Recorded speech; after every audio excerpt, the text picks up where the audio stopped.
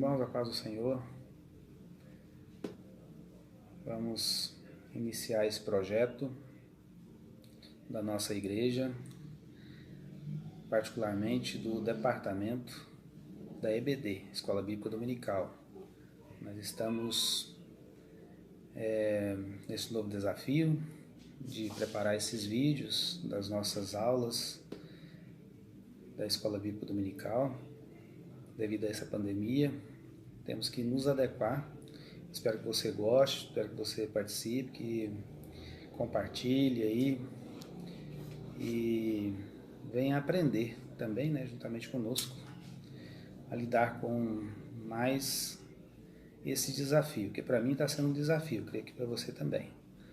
Então nós queremos dar hoje, é o segundo trimestre de 2020 que nós já estamos, né, a lição que nós estamos estudando, o tema da revista desse trimestre é a Igreja Eleita.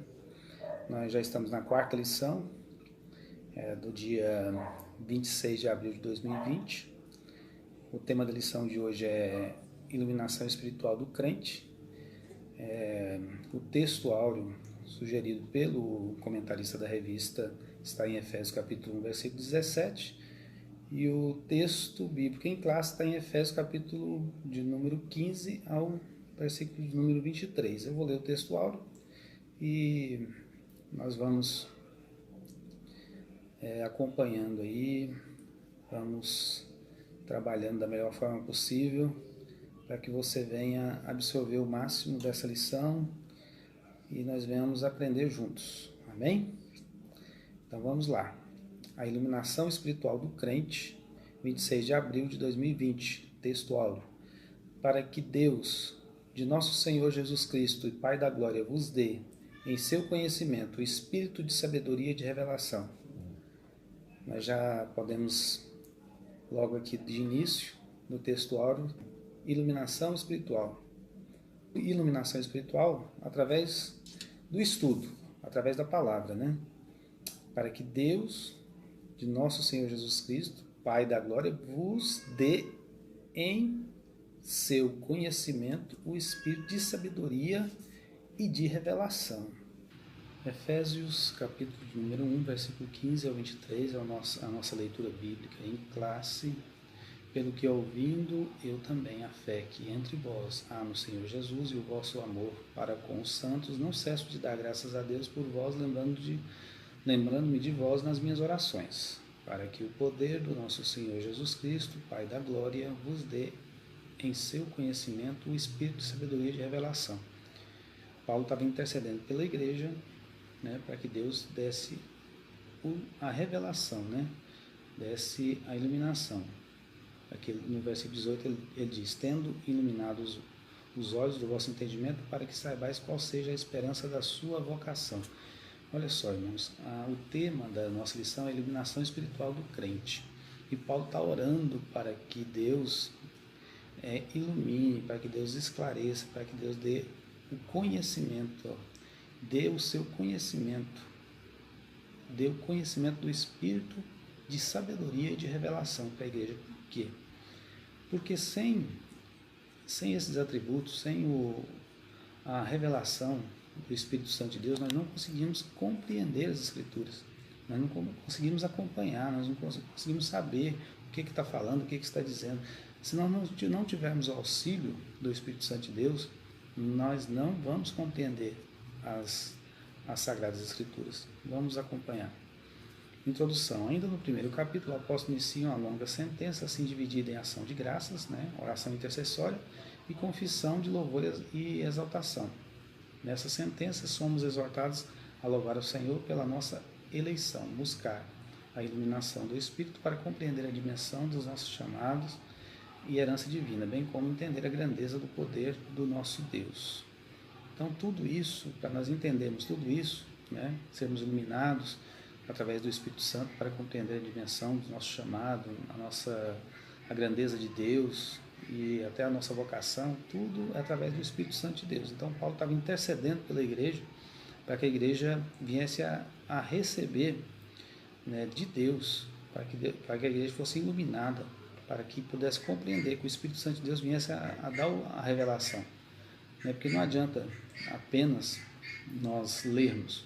Sem o auxílio do Espírito Santo, nós não vamos compreender, não vamos entender. Então era isso que Paulo estava dizendo. Eu estou orando por vocês. Eu estou intercedendo pela igreja. Eu estou intercedendo por vocês. Para que vocês venham entender, que vocês venham compreender, sejam iluminados, né, através do Espírito Santo de Deus. Vamos lá. Primeiro tópico, a esperança da vocação e as riquezas da glória. O apóstolo ensina que os salvos precisam ser iluminados para compreender, mais uma vez, precisam ser iluminados para compreender quais são as esperanças da vocação, das riquezas da glória da sua herança. O subtópico número 1 do primeiro tópico diz assim: ele intercede para que seja concedido aos seus eleitos o espírito de sabedoria e de revelação. Paulo estava ciente de que quão grandioso é o Evangelho, mas ao mesmo do quão impossível é alguém perceber a glória dessas boas novas sem ser ensinado por Deus. Você está me entendendo? Sem ser ensinado por Deus, Paulo diz que é impossível. Não é difícil, é impossível, né? Quão impossível é alguém perceber a glória dessas boas novas sem ser ensinado por Deus.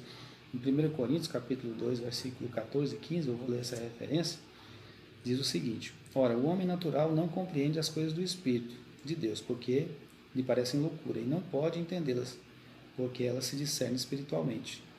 Mas o que é espiritual discerne bem tudo, e ele de ninguém é discernido.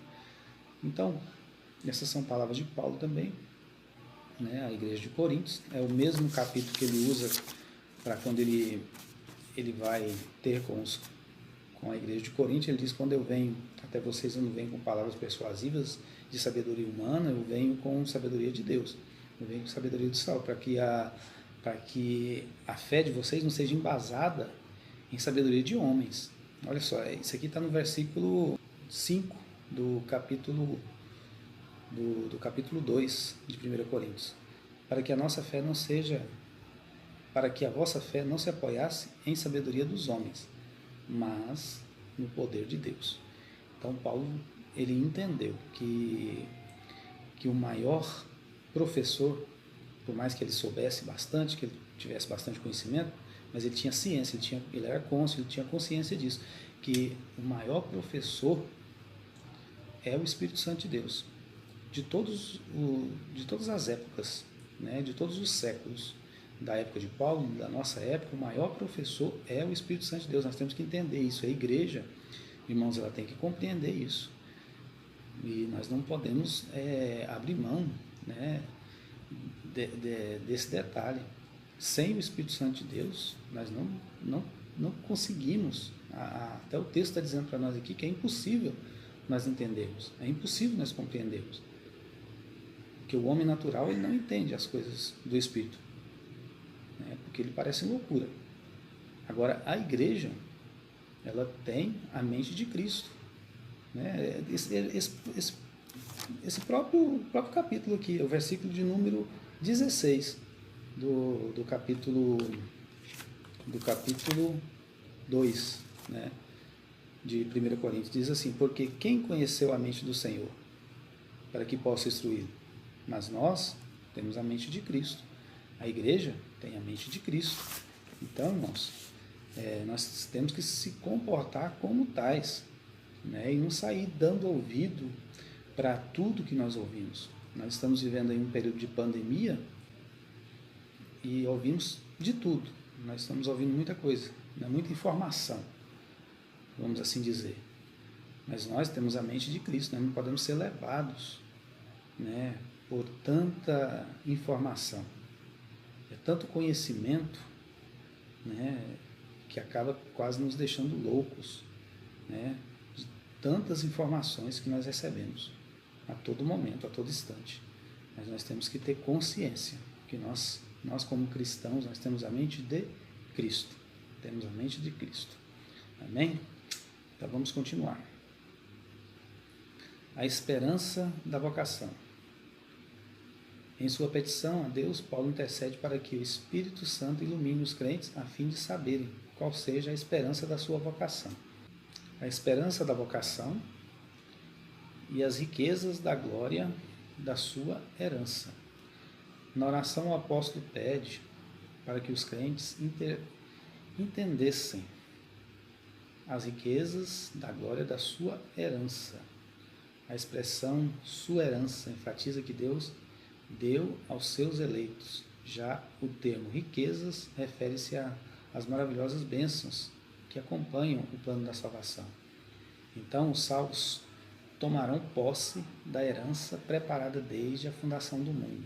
Então, a esperança da vocação e as riquezas da glória da sua herança. Esse é o poder da igreja, né? Essa é a vocação da igreja.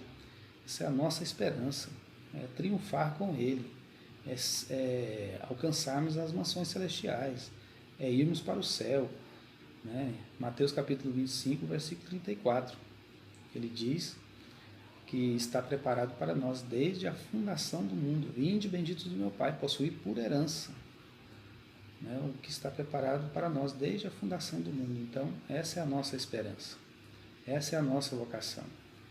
Algo muito maior. A igreja, ela tem algo muito maior para conquistar do que simplesmente um simples trabalho aqui, né? Nós temos uma esperança, nós temos uma riqueza da glória, a nossa herança, a herança da igreja, a herança dos crentes que foram preparados, que foi preparado pelo nosso Senhor e Salvador Jesus Cristo. Amém? Então, esse primeiro tópico, nós estamos falando da esperança, da vocação e as riquezas da glória. Então, quais são as riquezas da glória? As riquezas do porvir, né? O que Deus preparou para nós. Então, e como que nós compreendemos isso? Só através da revelação do Espírito Santo de Deus. Tópico 2. A força do poder divino.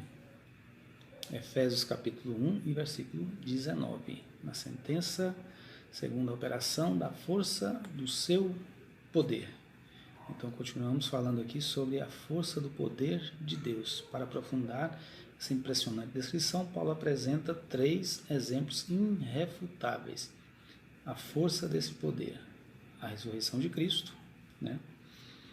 Que foi mediante o poder de Deus, a força do poder de Deus, né, que o ressuscitou entre os mortos, sua ascensão à direita de Deus nos céus, né, que deu o direito também dele entrar nos céus, e a sua elevação acima de todo o domínio, o nome que foi dado a Jesus, o nome que é sobre todo o nome, né? O nome de Jesus, que tem todo o poder nos céus, na terra e debaixo da terra. Logo, a repetição destes termos indica que apenas o maior de todos os poderes é capaz de realizar a transformação e a salvação do homem. Ainda estamos no tópico 2 da nossa lição, que está falando da grandeza do seu poder. A grandeza do poder de Deus que salva o homem. O que o comentarista está querendo dizer aqui com esse texto? Ele está falando da graça. A graça que alcança o favor imerecido. Não é mérito meu, não é mérito seu, não é mérito do homem. Não é pela obra, não é pelas obras. Isso é poder de Deus, é o poder da graça. Temos que reconhecer a graça, o poder da graça salvífica, a graça que nos alcançou, a graça que nos salvou. Favor imerecido, nós não merecíamos, não é mérito do homem, não é mérito da humanidade.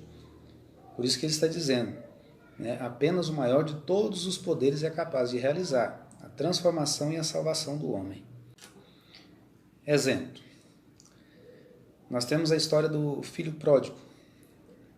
O filho pródigo, ele vai para uma terra longínqua, ele se distancia da casa do pai, ele se distancia da família, ele vai para o mundo, ele prefere o mundo em vez da família, em vez da casa do seu pai, Em vez de estar no seio da família, ele escolhe o mundo, ele quer ganhar o mundo, ele parte, em uma viagem. Nós conhecemos muito bem a história.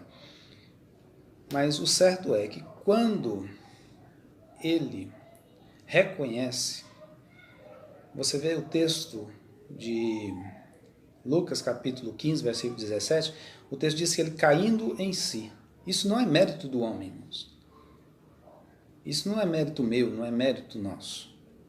Esse cair em si, reconhecer, é um atributo do Espírito Santo de Deus. É o Espírito Santo de Deus quem convence o homem do pecado, da justiça e do juízo. A graça alcançou o filho pródigo. A graça, o favor imerecido que ele não merecia, alcançou ele. E isso o pai sabia, que se o filho voltou é porque a graça alcançou ele. O favor imerecido alcançou ele. Ele não deixa de ser filho. Ele estava distante, ele estava fora da casa, mas ele é filho. Sempre foi filho. É o meu filho. Quando ele volta para a sua casa, ele é recebido como filho. Como filho, ele diz o texto, caindo em si, voltando em si. Então, ele volta para a sua casa. Ele volta para casa. Isso não é mérito humano, não é mérito do homem, não é mérito de obras. É mérito da graça, do sangue de Jesus, do favor imerecido, a graça que alcança a humanidade. A graça que alcança o perdido, a graça que alcança o pecador. A graça foi lá e alcançou, né, o filho pródigo. E ele volta para o seio da sua família, né, através deste poder. Poder esse que é capaz de realizar a transformação e a salvação do homem. Né, nós temos que pregar isso. Nós temos que entender isso. Temos que reconhecer isso. A igreja tem que reconhecer isso. Não é mérito meu, não é mérito seu. O preço foi pago. O sangue foi derramado. E nós temos que entender que esse evangelho que nós já comentamos a respeito dele, eu vou até ler, como está escrito no tópico 1, que Paulo diz que quão impossível é, né, alguém perceber a glória dessas boas novas sem ser ensinado por Deus. Então, eu volto a dizer para os irmãos, nós não estamos fugindo do comentário, nós não estamos fugindo da lição.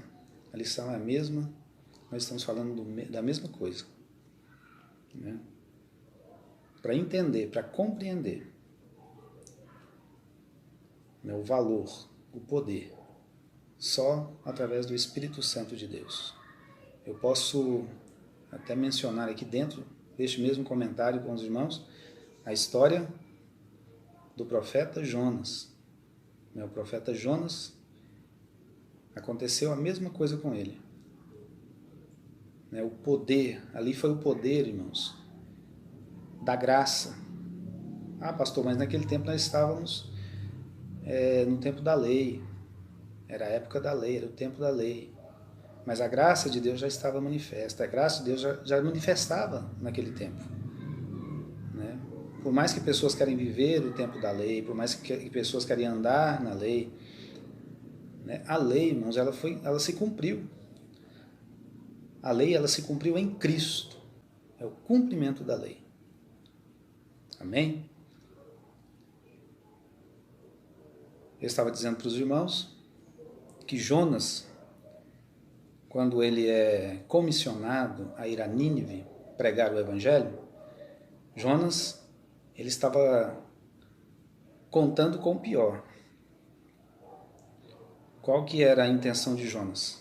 Era anunciar a destruição de Nínive e que todo aquele povo viesse a morrer, né? Viesse a pagar pelos seus pecados, a pagar pelos seus erros.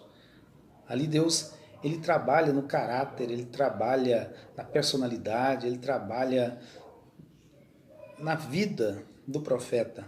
O tratamento da história de Jonas não era com Nínive, O tratamento da história de Jonas era com o profeta. Deus estava tratando, naquele momento ali, com Jonas. Era um tratamento que ele estava passando. Ele foi disposto. Não, pastor, ele fugiu. Tá, muitos comentaristas dizem que ele fugiu por medo dos ninivitas, porque eram muito maus. Eram pessoas más.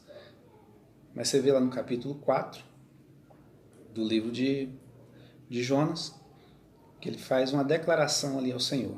Quando Deus decide não destruir, ele diz, eu sabia, por isso que eu não quis vir. Porque o Senhor é um Deus misericordioso e ia voltar atrás. Ele estava preocupado com a reputação dele. Porque ele pregou, ele anunciou que iria destruir e Deus não destruiu. Então ele estava preocupado com a sua reputação. E você vê no livro de Jonas, no capítulo 4, versículo 11, que Deus diz assim, e não deveria eu poupar Nínive, aquela grande cidade, onde estão mais de 120 mil pessoas, que não sabem discernir entre a sua mão direita e a sua mão esquerda, e também muitos animais. Deus estava trabalhando no caráter, Deus estava trabalhando na vida do profeta, Deus queria o tratamento com o profeta. Muitas vezes Deus está tratando com a igreja. Muitas das vezes Deus está tratando comigo, Deus está tratando com você. Situações que acontecem porque Deus quer nos curar, Deus quer nos salvar, Deus quer nos libertar daquilo ali, e nós não entendemos. E nós queremos o juízo de Deus. Talvez nessa pandemia aí que nós estamos passando, você está esperando o juízo de Deus. E talvez Deus está tratando com a igreja. Talvez tem muitos crentes que têm esse mesmo pensamento de Jonas. E Deus está tratando talvez com a igreja. Pode ser isso que está acontecendo. E nós não entendemos o tratamento de Deus. Deus estava tratando com Jonas. Deus queria libertar Jonas. Deus queria restaurar Jonas. Jonas estava esperando a destruição daquele povo. E Deus chega a dizer para ele, é razoável a sua ira? É razoável, Jonas, a sua ira? É como se Deus estivesse perguntando para ele, você tem razão? Você acha que você tem razão? Deus estava tratando com o profeta, irmãos. Deus pode estar tratando com a igreja. Pense a respeito disso. Amém? Tópico de número 3. Já estamos partindo para o final. É o último tópico da nossa lição. Cristo, nosso exemplo de exaltação. Por que Cristo é o nosso exemplo de exaltação? Exemplo para quem? Para a igreja, né? Nesse ponto, veremos 3 aspectos de exaltação de Cristo que atentam, né, à grandiosidade do poder de Deus e disponível também aos crentes. Primeiro, né, subtópico, as primícias dos que dormem. Por que ele é a primícia dos que dormem? Paulo enfatiza que o poder de Deus se manifestou em Cristo, ressuscitando dos mortos. De fato, o Novo Testamento descreve a ressurreição de Cristo como obra do poder de Deus, poder de Deus Pai. Logo então, assim sendo, a ressurreição de Jesus é a garantia de que seremos ressuscitados. Então essa é uma garantia para a igreja. Ressuscitados, né?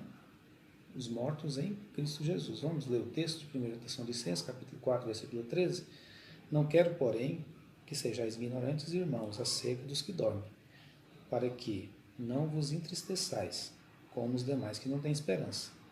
Porque, se cremos que Jesus morreu e ressuscitou, assim também, aos que em Jesus dormem, Deus o trará, né, com ele. Dizemos, pois, isto a vós pela palavra do Senhor, que nós, os que estamos vivos e permanecemos para a vinda do Senhor, não precederemos os que dormem. Por quê?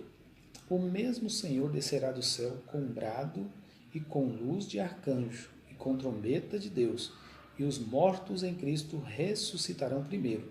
Depois nós, os que estivermos vivos e permanecermos, seremos arrebatados juntamente com eles nas nuvens, a encontrar com o Senhor no ar, e assim estaremos para sempre com o Senhor. Né? Esse texto é bastante sugestivo para esse tópico. Então, diante desse texto, eu quero deixar uma palavra aqui para os irmãos. Paulo, ele deixa bem claro que nós não podemos ser ignorantes, como os demais que não têm esperança. A nossa esperança é a sua vinda. A nossa esperança é a volta do Senhor e Salvador Jesus Cristo. Em momentos de crise, em momentos de dificuldade, em momentos de luta, em momentos de pandemia, em momentos que o mundo está desesperado, nós não podemos, irmãos, nos desesperar também. Nós somos igreja e nós temos a mente de Cristo. É o momento de nós nos posicionarmos como tal, como igreja. Paulo diz, não sejam ignorantes quanto aqueles, igual aqueles que não têm esperança. Nós temos a mente de Cristo. Eu escrevo para vocês, irmãos, para que vocês não se posicionem como os demais, que vocês se posicionem como igreja, não sejam ignorantes, como aquele que não tem esperança. Ao contrário, nós que estamos em Cristo, se Jesus voltar agora, se for o momento do arrebatamento da igreja, amém. Nós que estamos em Cristo seremos arrebatados juntamente com Ele. Aqueles que morreram em Cristo serão ressuscitados. É isso que essa lição está dizendo para nós. Nós devemos ter esperança. A nossa esperança é a volta do Senhor. Nós não esperamos nada realmente deste mundo.